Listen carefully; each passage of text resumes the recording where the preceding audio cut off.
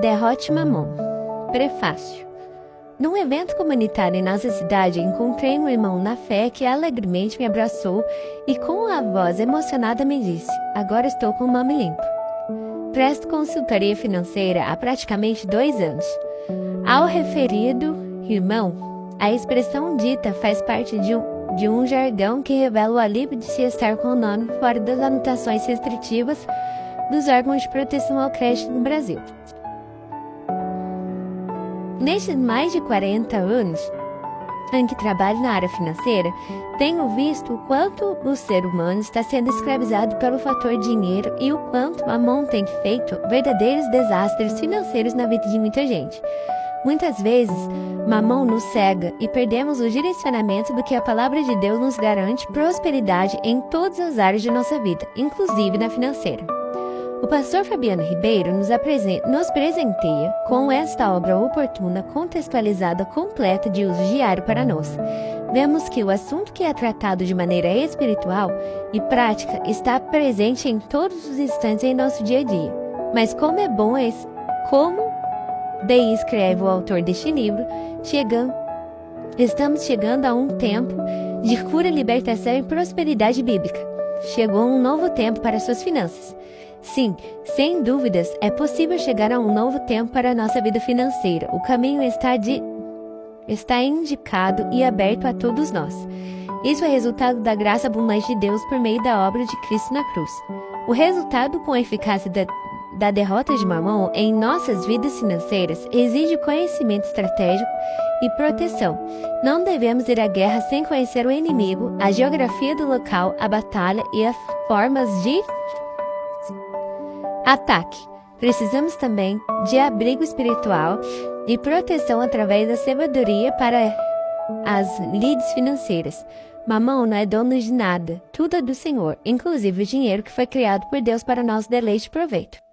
Estou certo de que neste livro você encontrará o caminho a seguir para possuir uma vida financeira saudável e para ficar imune aos ataques artimanhas de Mamon, bem como conhecer as armas espirituais e pessoas para derrotá-lo.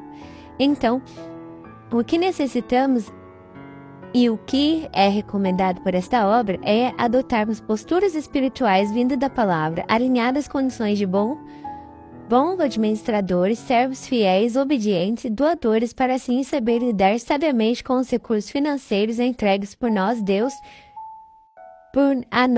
Deus e sermos vitoriosos nessa questão tão importante para a nossa vida. Lázaro Carvalho, economista, consultor e educador financeiro.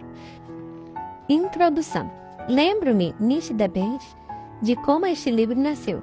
Foi uma quarta-feira. Naquele dia aconteceria o primeiro dos 7 encontros programados de uma série de mensagens sobre liberdade financeira ministrado pelo pastor Ivonildo Teixeira de nossa igreja, a primeira igreja batista de São José dos Campos, comunidade em que sirvo há 10 anos como um dos pastores.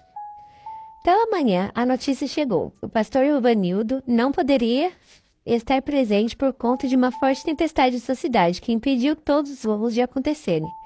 Com sua percepção peculiar, meu pastor líder, Calito Paz, pediu-me para substituir o pregador naquela noite e ministrar a primeira mensagem da série. Na época, eu estudava sobre o assunto e eventualmente falava sobre ele em fóruns menores em nossa igreja. Apressei-me em preparar a mensagem. Hoje vejo que naquela tarde recebi do Espírito Santo uma missão, a de desvendar um inimigo chamado Mamon. Pela noite, o auditório estava repleto de pessoas com grandes expectativas. Na completa dependência de Deus, preguei a mensagem intitulada Derrote Mamon.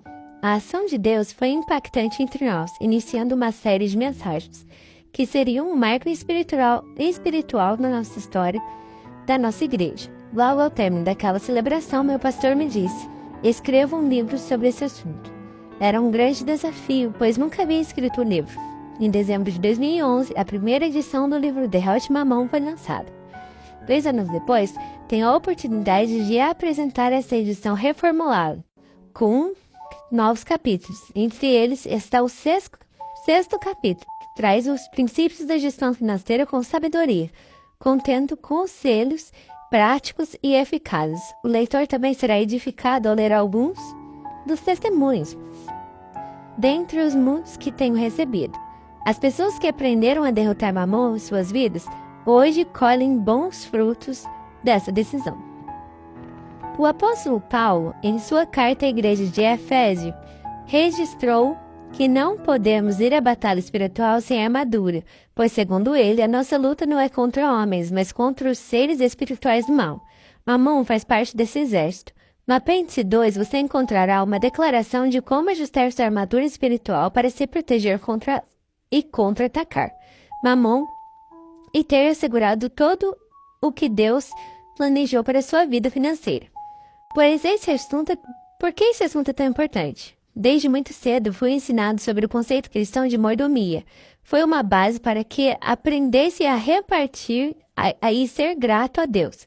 Mordomia cristã é a doutrina bíblica que ensina que tudo quanto a pessoa possui não é dela, mas de Deus. A palavra mordomo em português vem do latim majordomus, que tem o mesmo significado grego de, referente à casa do governo. Mordomo é o servo, o que administra a casa, as coisas do seu senhor, conforme o pastor Aloysio Silva escreveu, porque tudo pertence a ele. Primeiro, foi ele quem criou todas as coisas. Segundo, porque ele, depois de ter criado, ainda comprou de volta pela redenção da cruz. E terceiro, se não bastasse tudo isso, porque você lhe entregou sua vida um dia.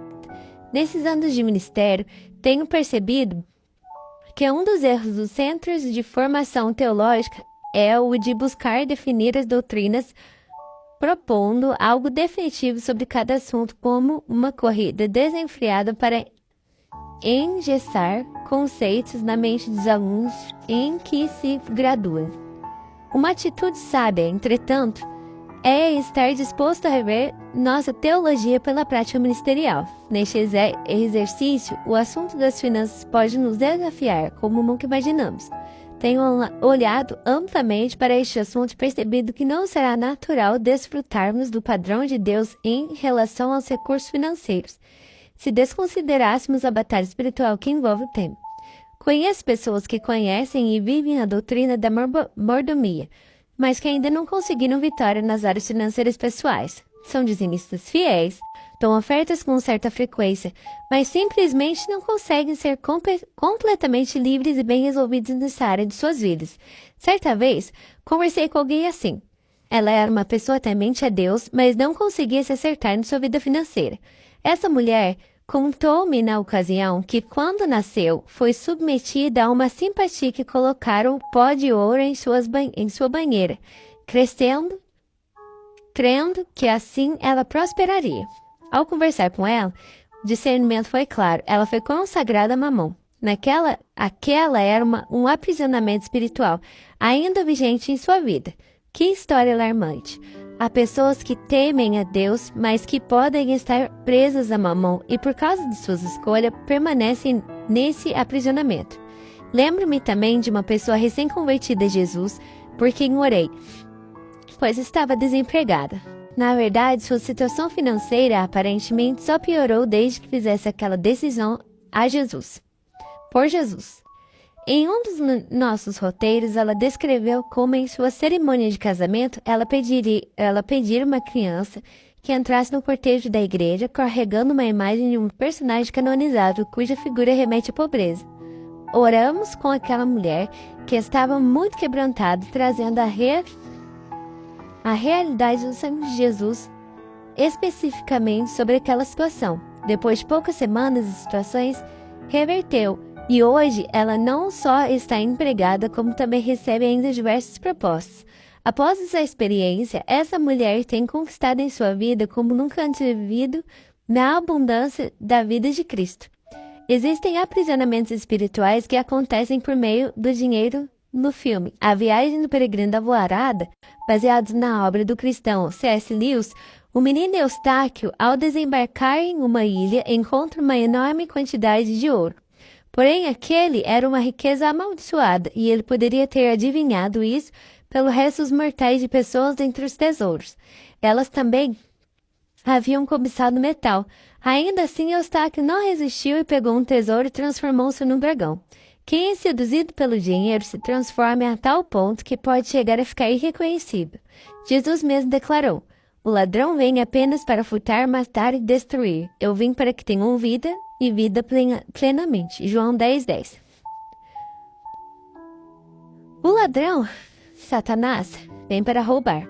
Existem agentes comandados por Mamon, designados para roubar nossa prosperidade e impedir que sejamos livres nessa área.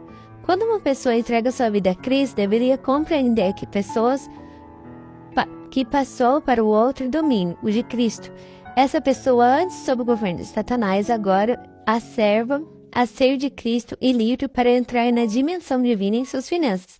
Enquanto o ladrão intenta roubar os filhos de Deus, seu propósito para nós é este: Deus dá um lar aos solitários e liberta os presos da prosperidade. Salmo 68:6.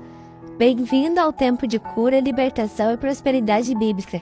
Chegou a um novo tempo para suas finanças. Durante todo o processo de escrever e conceber princípios, minha oração foi para que cada leitor fosse impactado e entendesse a sagacidade de Mamon, mas sobretudo